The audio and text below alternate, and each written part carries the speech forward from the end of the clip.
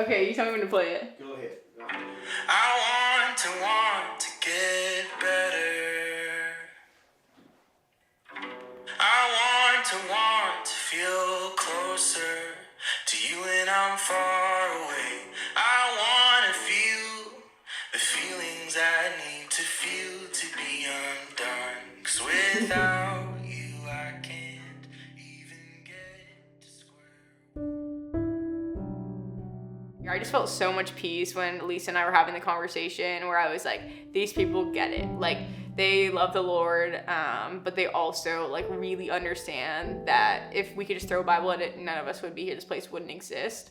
And so yeah, it gave me a weird sense of hope, which I hadn't had in a long time. From about like the age of 14, I was pretty anxious and would just oftentimes wish that I was dead. Like when I would wake up, or like when I was 16, I was driving a friend and I was like, do you ever think about running your car off the road? And she was like, no. It was just a lot of depression, anxiety, and just to the point of passive suicidal ideation when I was maybe like 16 to 22.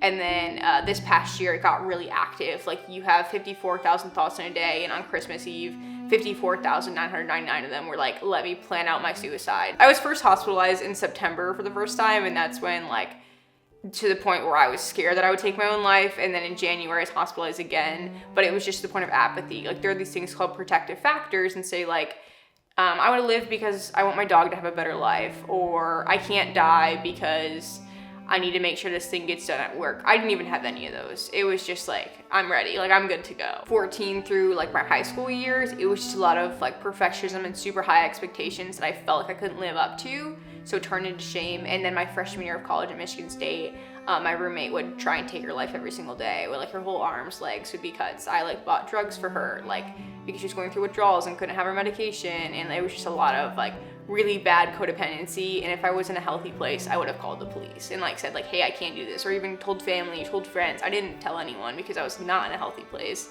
And so that was really, really hard for me. So I knew I had to go to a residential facility. It was either Honey Lake or somewhere else. I said no to a lot of people. And so there wasn't even any hope that Honey Lake would help, but also I didn't want it to be an end all be all, because that will never be the case. Like I'm not gonna leave here and never struggle again. I just hope after that I'm not gonna run away. I love nature, I love the outdoors. Like I ride the horses every single day. And so that was a huge factor for me, was just all the physical space. You didn't really feel like you were locked up, even though you can't really jump the fence or anything that would go poorly.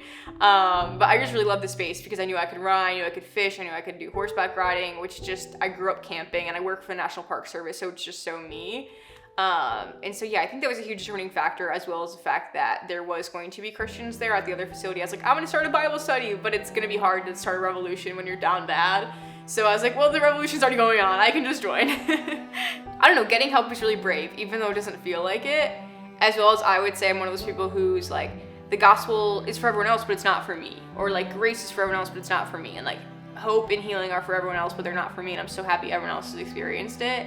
And it's just a lie from the enemy to like make you think that, because I hate being wrong, and I'll say I was wrong and thinking there was nothing that could be done to help me, or like nothing that could be done to save my life, or like anything for me to put in place that I would value as much as at the time I like wanted to die, which sounds so morbid, but I don't know, it's easy to exclude yourself. But if you're even thinking about it, I'd absolutely recommend it.